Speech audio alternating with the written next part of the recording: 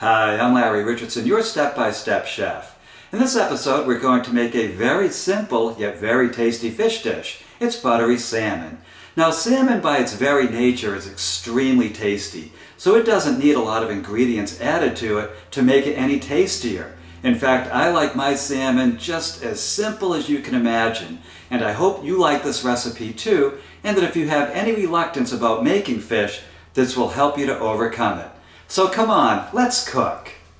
Okay, so here we have the ingredients for our buttery salmon dish. First of all, we have 1.5 pounds of salmon. Now this salmon is frozen Atlantic farm salmon. Now, if I had access to really fresh salmon in Florida, then I would certainly use it, but actually I don't, and I've had no problem at all with this frozen farmed Atlantic salmon. It's actually quite delicious, and it does come from a reputable store. So just get the best salmon you possibly can and use it. The next thing we have is 1 lime. We have 3 tablespoons of butter. We have black pepper and some canola spray. So as you can see, this is quite a simple dish. And we're going to start preparing it in a moment, but what I want you to do right now is put your oven rack in the middle and preheat your oven at 400 degrees. And the first step in our cooking process is to take the butter and melt it down. Again, that's 3 tablespoons of butter. Now, if you're on any kind of restricted diet, you can certainly cut back on the butter, but what I like to do with this is melt it down, put it on the fish, and then when it cooks with the fish, it actually creates a very tasty butter to put on top of the cooked fish. And I'll show you how to do that when we're all done. So you can see I'm melting down the butter.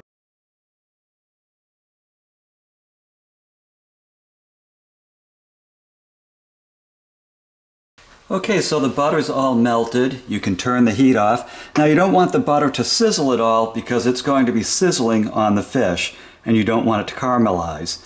And now what I do is I just add half of that lime squeezed to the butter. Now, if you like your fish really citrusy, you can squeeze in the other half of the lime. What I recommend is that you not do that and just make the lime available at the table for anyone who may want to squeeze it in. It's also certainly okay if you want to use a lemon instead. Now what we do is take our glass baking pan and spray it with canola oil. That helps to keep some of the butter and the fish oil from sticking to the pan. And we take each of our fillets and we just put them in the pan and put a little space in between each of them.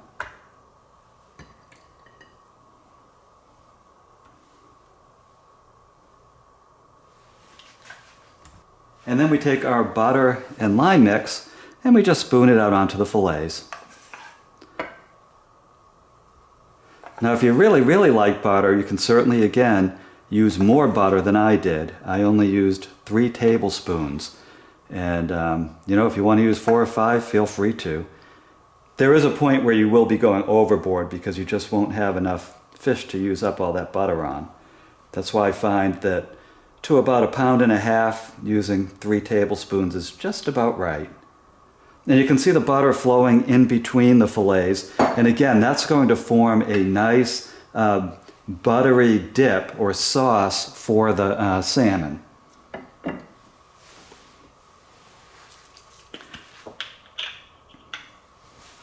And the last thing I do is mill pepper on top of the salmon.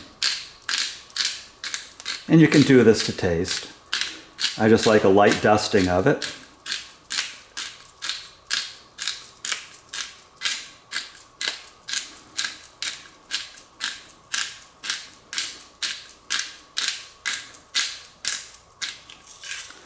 And now what I'm going to do is put it in the oven, which again has been preheating at 400. The oven is fully preheated.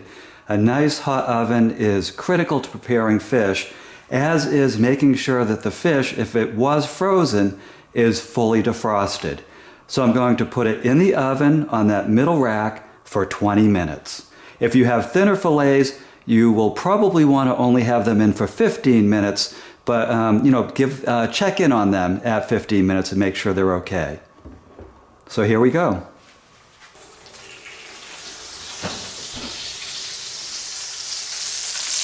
And here we are, 20 minutes later, and I don't know about you, but I'm drooling. So we'll take our spatula and just pry a piece out. Now everyone's oven is a little bit different, so if your oven runs a little bit cool and you need to cook it a little bit longer, then certainly put it in for maybe, 3 to 5 more minutes. On the other hand, if your oven runs really hot, feel free to reduce the time a little bit. The first time you make this is a little bit experimental, just to test out the temperamentalness of your oven.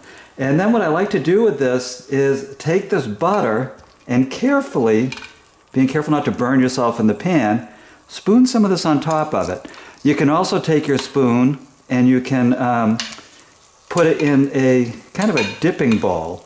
But you just get this little bit of extra roasty salmon taste from this butter.